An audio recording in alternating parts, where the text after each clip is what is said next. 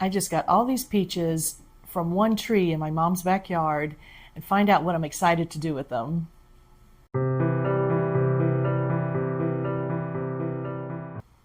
Hi everybody, I'm Neva. I wanted to show you some of the peaches I got from one tree in my mom's backyard this year.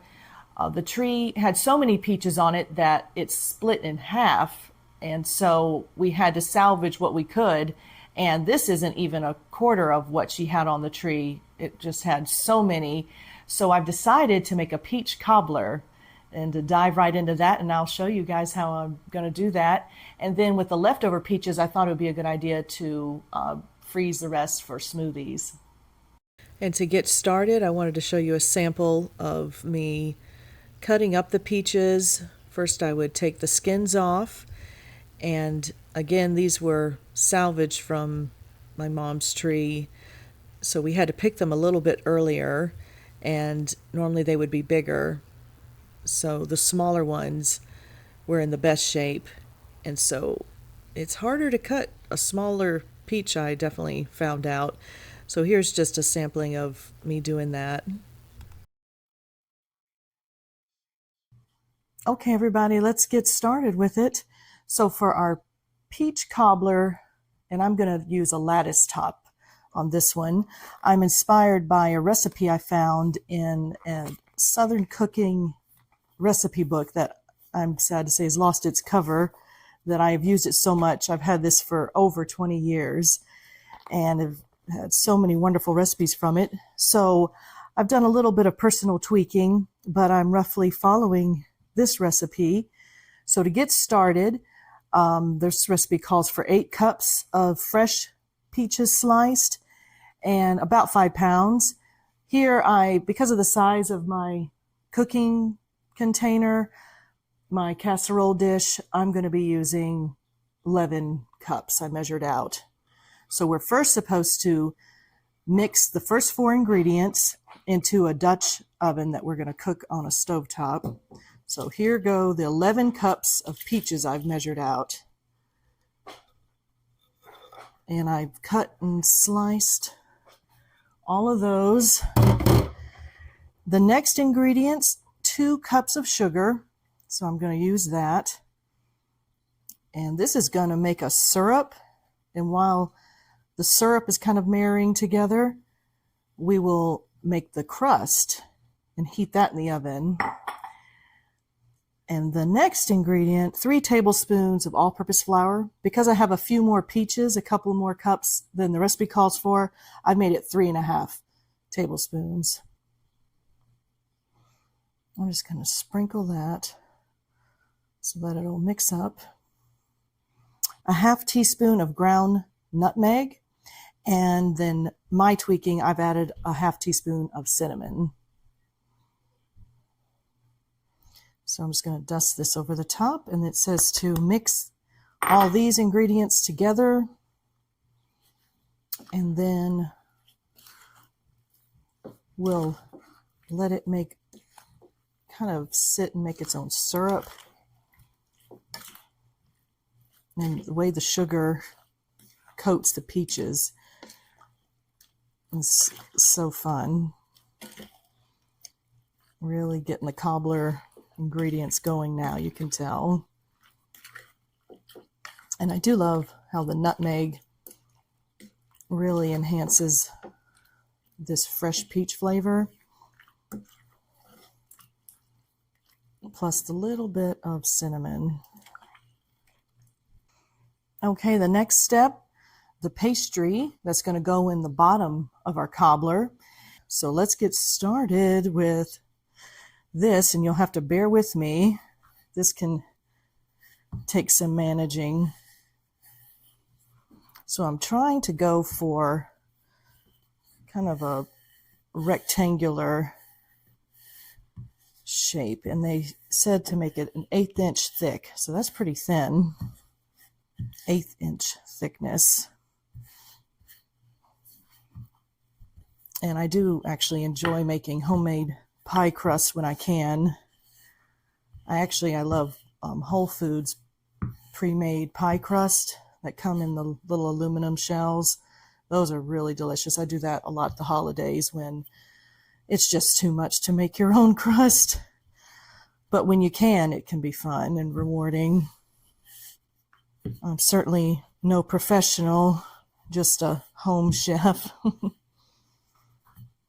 So this is just for fun. And the pastry will shrink as it cooks too. So like I say, I like to go big with the pastry. Okay, and I just am going to compare more than enough.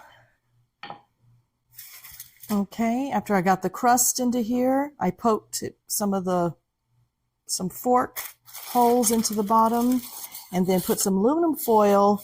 And I have these baking beads that actually I got from Hobby Lobby. And they're so cute, really little clay balls, but you use them just for blind baking. You put them down on top of the aluminum foil and it holds the crust down while you bake it for a few minutes, just to crisp it up some so that it'll stand up to all that good peach juice that we're going to cook in here. All right, so while this is in the oven, we'll move on to the step of cooking the filling on the little stovetop. All right, I wanted to show you once we got this to a roaring, bubbling boil, what that looks like. Oh boy. I am not kidding. This smells amazing. The peaches, just the steam of these peaches cooking just brings out such an amazing aroma. This is amazing. And I don't know, I think there's just something about the fresh sliced peaches right off the tree. Haven't been put in a can, haven't even been frozen, but I've been allowed to ripen right on the tree. So now that it's officially come to a bubbly, syrupy boil, that we can let this cook. I know my oven's talking to me about my pastry crust. Now it's time to set this aside and let's set this aside. Turn the heat down, as they say, to low. We're going to let this bubble around for 10 minutes at this stage. Okay, I've removed it from the heat. It's bubbled, gotten thick, and time to add the next two ingredients. To add the butter, this is 1/3 cup butter.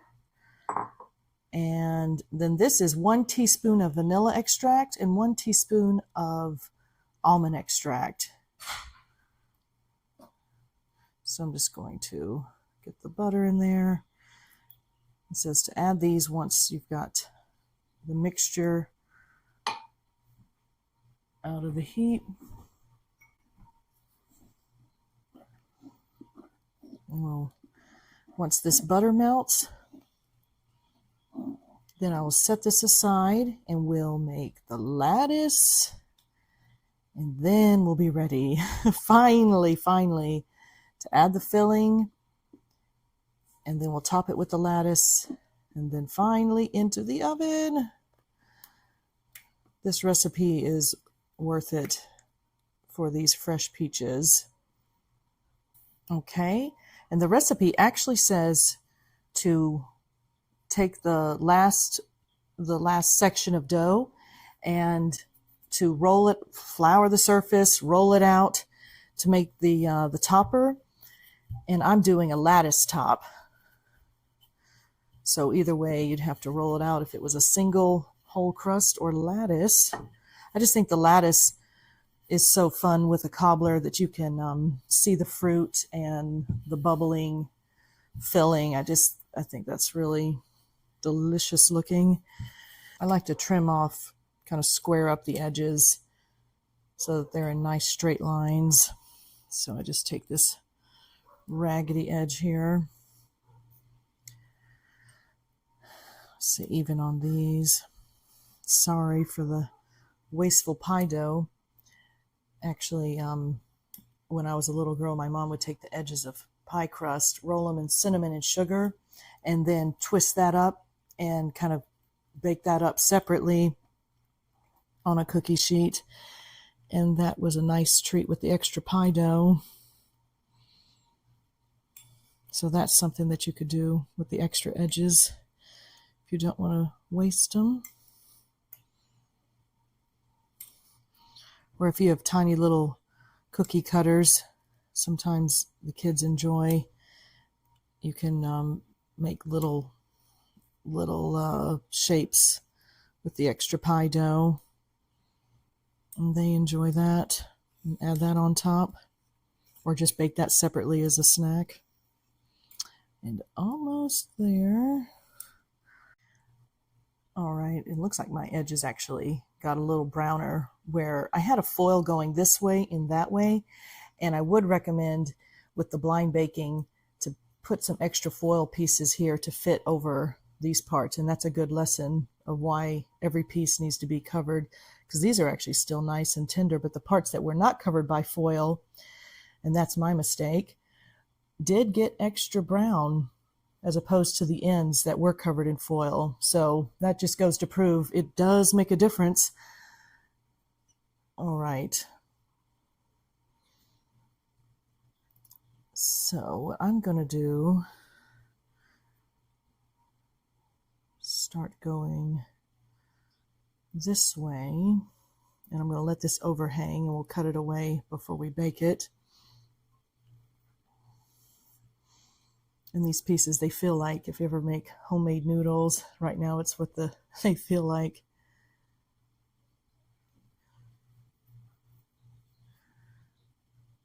I'm going to move here, make sure they get to the edges.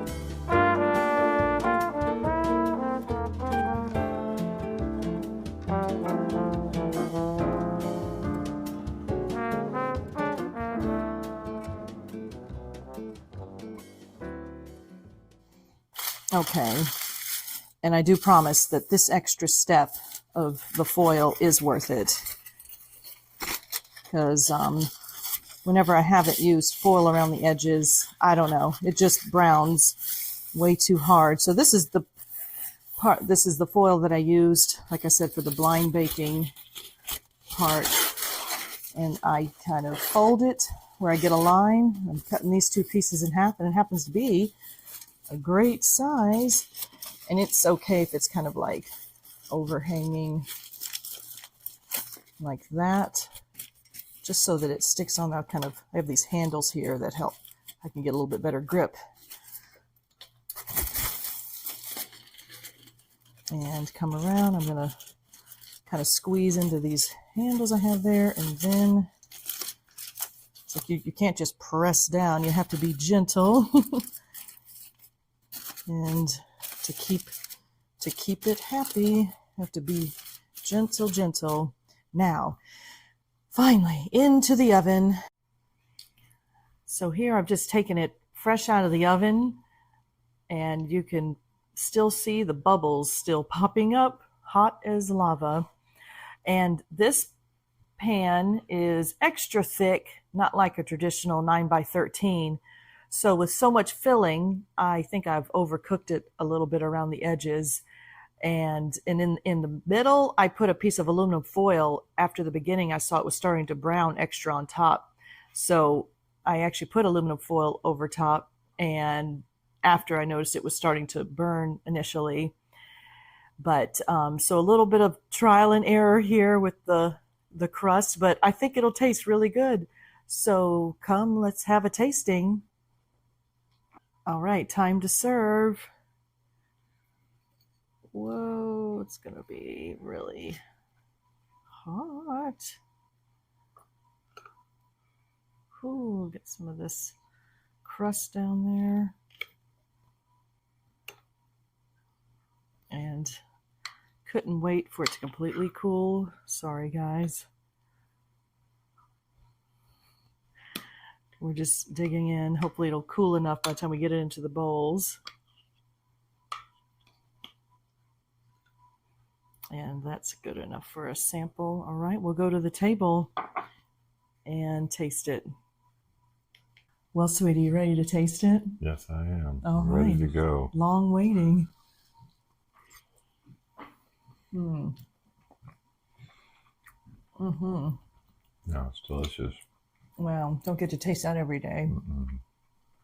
Love the fresh peaches. Yeah, with the pastry, that is such a great combination. Peach cobbler is my favorite cobbler. And this made such a nice, like, pie sauce. Yeah. I don't know what to call that.